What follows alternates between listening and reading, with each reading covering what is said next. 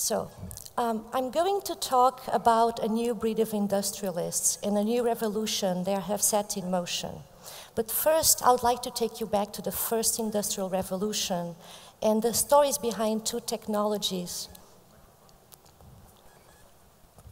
Está muito próximo.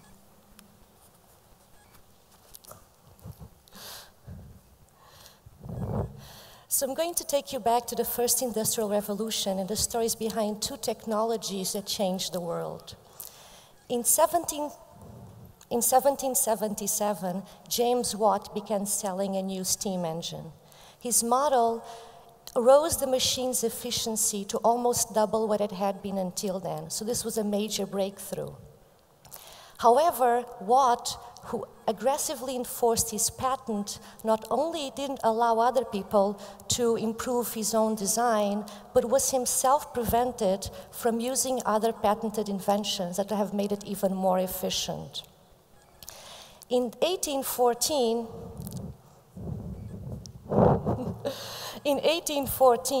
Richard Trevithick introduced again a new model, which once again doubled the efficiency of steam engine.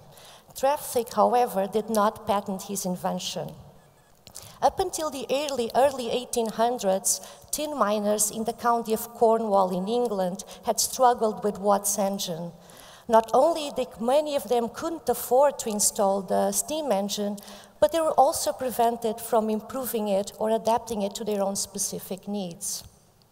But when Trevithick's engine was introduced, which he freely allowed miners to install, adapt, and improve, miners quickly got together and began creating collaborative improvements for the engine. During the 30 years of Watt's patent, steam engine's efficiency rose at the rate of 3.8%. With Trevithick's,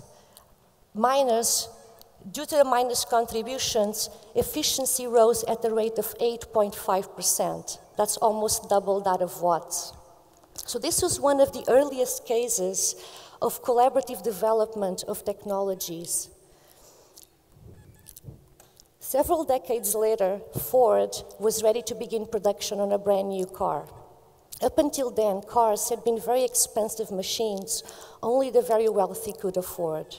But Ford dreamed of a day when everyone would be able to afford a car, no matter what their income would be. So his model, which cost half, are we okay? So his model, which cost half of the average car at the time, promised to make the technology available to a greater number of people.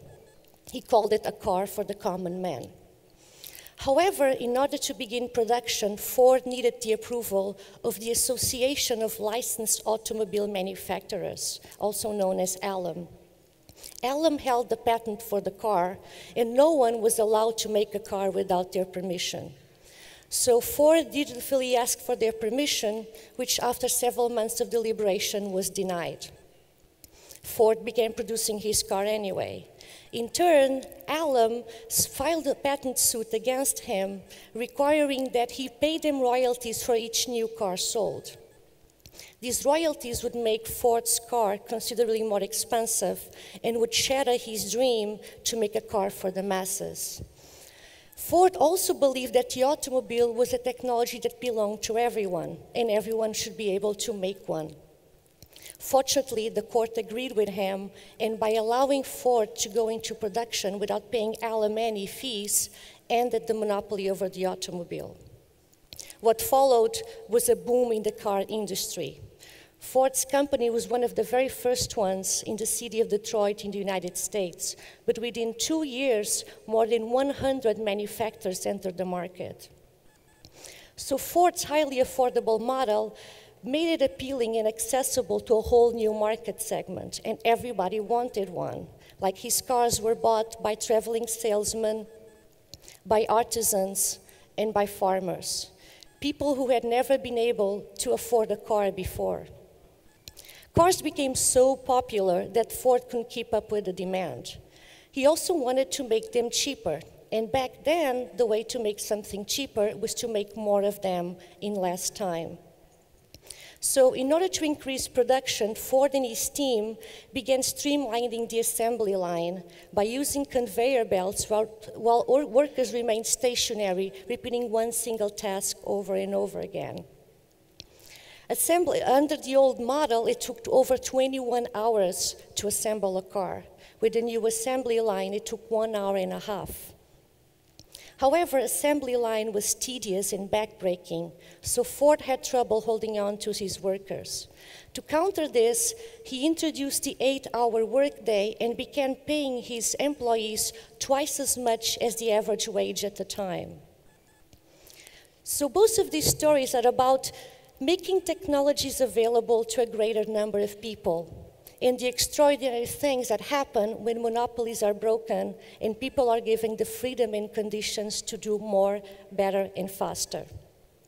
However, even though the assembly line brought the 8-hour workday and cheaper products, it also brought about mass production, and with it, one size fits all in the consumer society. Artisan and small-scale production simply weren't cost-efficient, and because of that, manufacturing became the realm of professionals in large corporations. Now we're on the brink of what Chris Anderson calls a new industrial revolution, a transformation that both repeats and inverts these events of the past. It hinges on some very powerful technologies that may very well disrupt manufacturing as we know it and transform entire economies, but also on what is a very old and very new way to make things, the collaborative economy. I don't need to tell you how much the internet has changed the ways in which we communicate, work, and play. And now we are taking it to the next level and becoming entrepreneurs in our own right. Services like Airbnb allow us to rent our houses and rooms directly to other people. TaskRabbit allows us to hire each other to do everyday tasks like doing laundry or assembling furniture. Countless ride-sharing websites allow us to rent our cars or share a ride with someone. And crowdfunding websites like Kickstarter and Indiegogo allow us to raise money for projects or businesses directly from our peers. So the internet lets us work directly with each other. It skips the middleman and allows us to build previously unimaginable businesses on top of these peer-to-peer networks. And what has become known as the sharing economy is today a $3.5 billion market. Now, the same technology that allows us to create this alternative economy and to consume together also allows us to create and produce together. Cornish tin miners communicated in person and used the local publication to share improvements and collaborate. Today, the internet allows us to do that on a massive scale. One vital component of collaborative production is open source hardware. So open source hardware is a research and development model in which designers publish their plans online and allow anyone to copy, modify, and redistribute them. Openly available plans mean that we don't have to reinvent the wheel each time we want to create or improve something. We simply pick up where our peers left off and keep building on top of that. Here's how it works. Someone has an idea for, say, a bicycle and publishes the plans online. Someone else can then download these files and make their own bicycle, or they can modify the designs to improve or personalize it. Everyone is also free to manufacture and sell these bicycles. In turn, the original creator can take these upgrades and incorporate them back into her original design, and so on and so forth. However, a powerful technology that allows us to share information in open source plans is not enough if we wouldn't be able to actually materialize the objects. Up until recently, if we wanted to produce something, we'd have to either work with a factory or make our products by hand, one at a time. We had a choice between two types of tools, mass production tools or manual tools. There was nothing in between. Things began to change in the 1980s with the emergence of the first digital fabrication tools. 3D printers, laser cutters, CNC mills, machines that produce physical objects from digital designs. Very much like printing a document on our home printer. What is interesting about these technologies is their flexibility. While it takes a factory months to switch from the production of one good to another, with digital fabrication tools, we can make toys in the morning and chairs in the afternoon. For the same reason, the cost of making 3D printing or laser cutting one single item is not very different from the cost of making 100 of them.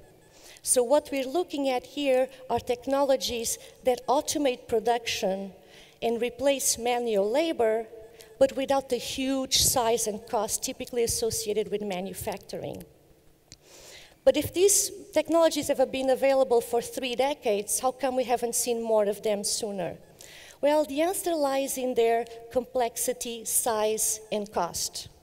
For the longest time, digital fabrication tools were extremely expensive, so only big organizations could afford them. In 2004, Adrian Boyer, a professor in the UK, decided that, just as Ford had done for the car, it was time to make digital fabrication tools accessible to the common man. He began designing a compact and highly affordable 3D printer capable of producing all sorts of plastic objects, including many of its own parts. He named it RepRap and released it as open source. With the plans available online, hobbyists around the world began making self-replicating devices in their basements and using them to make parts to make more machines. And a few years after that, Adam Mayer, Zach Hoken, and Brie Pettis simplified Adrian's open source design and created another highly affordable 3D printer based on it. Their model cost $850 at the time when the cheapest commercial 3D printer cost $10,000. So excited with the results, they decided to quit their jobs and launch the company to sell their 3D printers as kits. What is interesting is that they used NYC Resistor's laser cutter to create their first production runs, meaning they used one digital fabrication tool to make another. So their company, MakerBot Industries, is now one of the most successful manufacturers of desktop 3D printers. And after this, the desktop 3D printer market exploded. Up until then, there was no market. And I began counting the number of desktop 3D printer models in 2009. But by 2011, there were so many that I just basically lost track and had to stop counting. But 3D printers don't do all the jobs that we need them to do. They're not enough. We needed more tools. So soon, laser cutters and CNC mills appeared. LaserSword, the open source laser cutter pictured here, costs only $7,000 compared to $30,000 for the proprietary ones. So MakerBot, RepRap, and LaserSword launched the wave of change that is doing to manufacturing what Ford did to the car and putting the means of production in the hands of everyone. So what this is causing is generating a new type of industry, the open source industry. It may sound strange that industrialists are giving away the plans for their products for free, but that's exactly what they're doing. And they're doing it because it's a better research and development method. With the plans available online, everyone, including their customers and competitors, is free to improve them. And then the improvements are made public and everyone benefits, leading to faster development and more appropriate products all around. So the same collaborative approach that worked for the Cornish tin miners is now fueling the open source industry.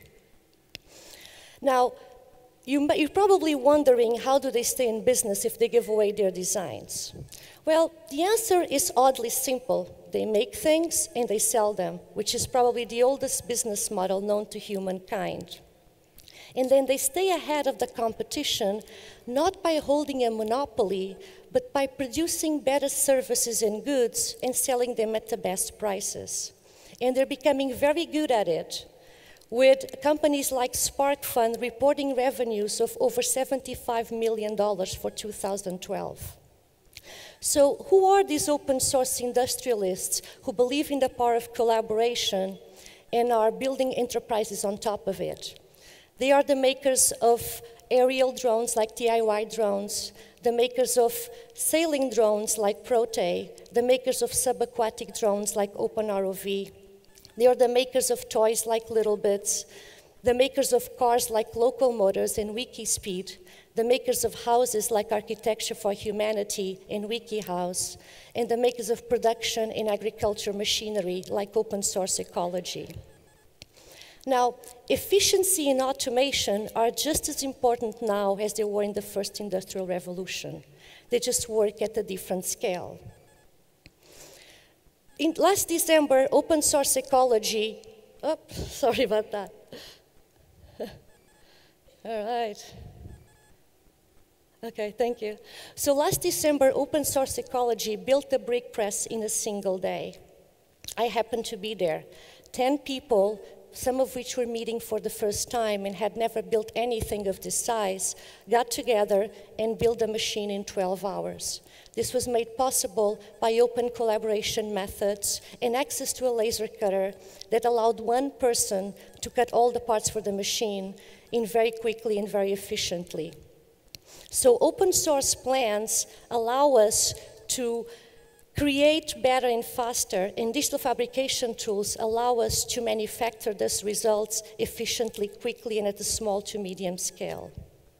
So this, I believe, is the future of industry, a model that allows us to create faster, a model that allows us to combine the significance, the satisfaction of artisanship with the efficiency of automation and the power of collaboration. Thank you.